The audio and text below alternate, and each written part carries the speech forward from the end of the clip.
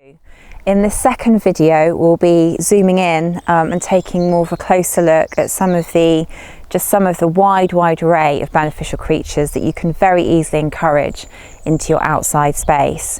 You can probably hear the birds in the background. The sound of the bird song is mesmerising in itself. Just to stop and listen to their amazing, miraculous song.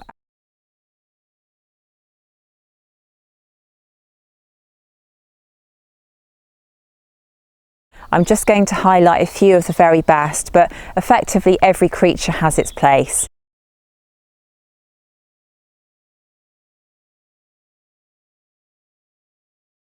They are fantastic predators. They will peck off a wide range of pests on your behalf. There are various different ways to encourage them in.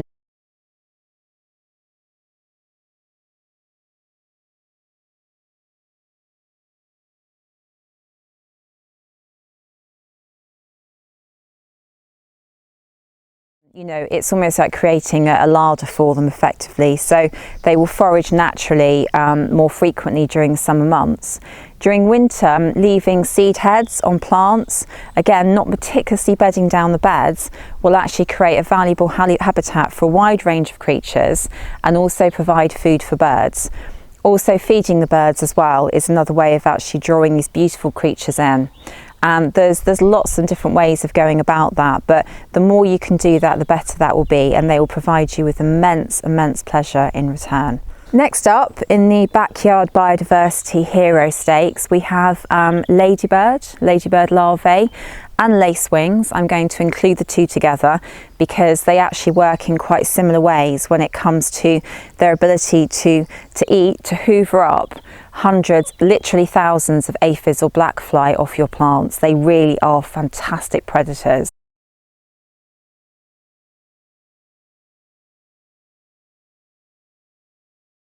The best thing to do is to allow even a tiny patch of stinging nettles in a back corner of your garden.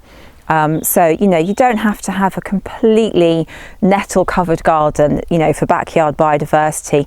Just small areas within will create really attractive havens to help to encourage these creatures onto your plot. And the thing with nettles as well is that early in the season, they're fantastic to harvest and eat as well.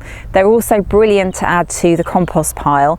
Just don't do it when they have seed, when they've started going to seed. But, you know, there are so many benefits to nettles overall.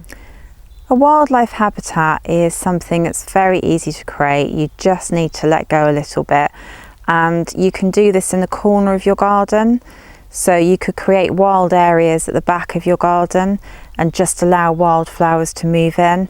You'll be surprised if you just let things happen, how quickly nature will move in.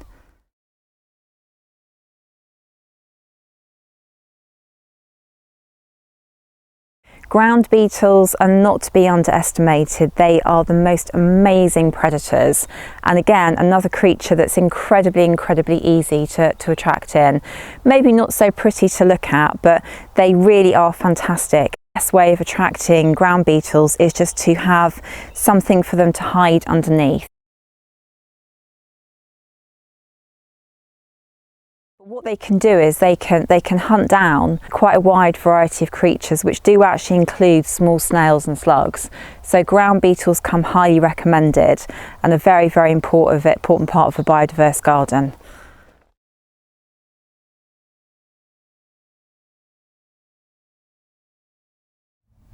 Amphibians, so your frogs, your toads, your newts, are fantastic predators, more well-known predators to have in the more biodiverse outside space, and they will have a go at a wide variety of different creatures, so slugs, snails, caterpillars, almost you name it, they will have a go at trying to eat it for you on your behalf. Very easy to attract in lots of respects. Ground cover, so things like long grass, a variety of different shrubs and plants all provide a valuable habitat for them to hide underneath. If you can add a pond, even more the better, because a source of water is hugely attractive for them. And with a pond, it can be even as something as simple as an old basin, salvaged Belfast sink, whatever you can find, actually buried flush to the ground with some stones around the outside and inside to enable creatures to get in and out. A water source is also hugely beneficial for a wider range of different creatures. Dragonflies, hedgehogs, birds. There are lots of creatures that would benefit from the addition of a small pond.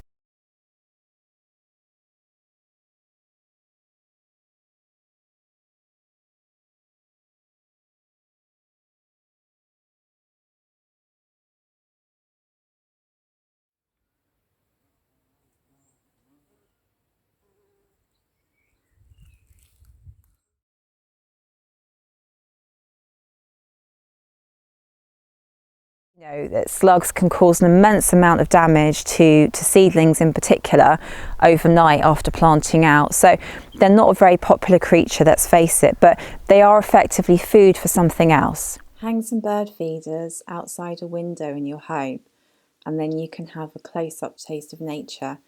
Still, even on the worst, coldest days, although I'd recommend going outside as much as you can. Let go and tune into the wonder of the natural world in your back garden.